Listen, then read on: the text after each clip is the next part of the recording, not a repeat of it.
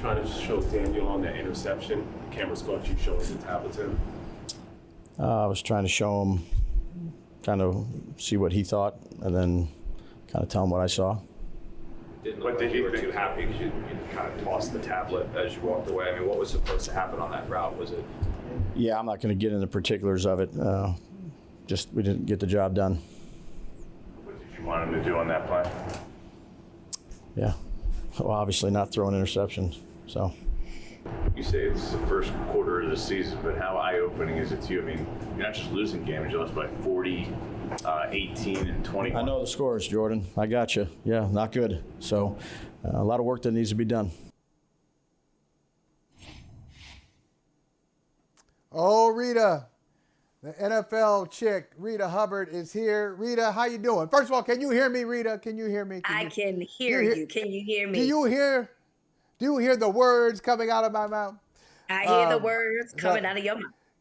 I love it. Good to see you as usual. Always. And I'm telling you, I'm glad you are officially the NFL chick because we need your NFL insight, your analysis, your observations.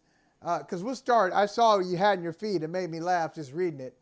Like you asked the NFL, you're begging the people, the smart people, in the corporate offices of the National Football League never to put the Giants on TV again in prime time, at least not in the 2023 season. Because, Reeta, in 2022, how did it happen? Brian Daboll, how did you do it? Like this is what we expected last year. Last year, we expected the Giants to continue to be terrible as they're rebuilding. They're not ready to make the playoffs. This team made the playoffs. The Giants made the playoffs last year. Wow. And so you look at this same team.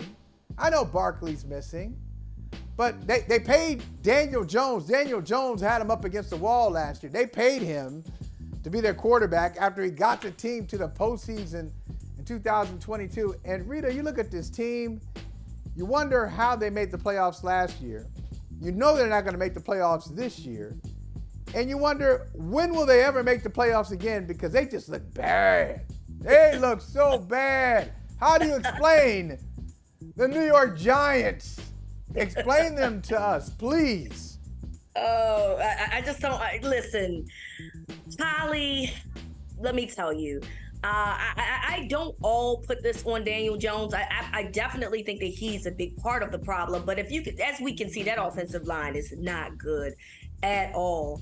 And this is why I think a lot of us were on the side of Saquon Barkley, because Saquon is what makes this offense go. They were successful as they were because they had a healthy Saquon Barkley that was able to do essentially everything. He can run, he can pass catch, he can do everything.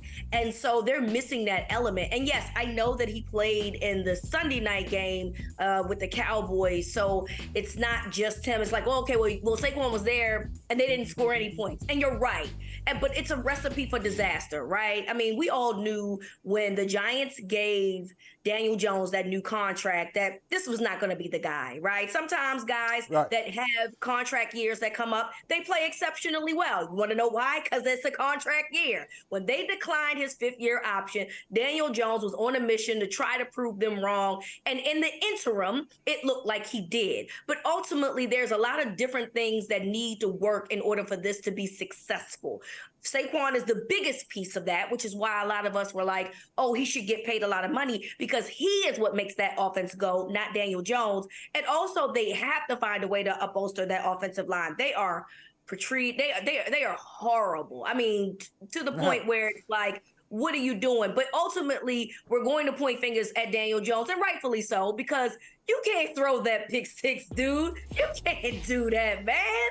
What are you thinking over there? I'm just tired of 11 the sacks. The Jets. Oh, look, the New York teams, period. Can we just not see them on primetime anytime soon? I'm not interested.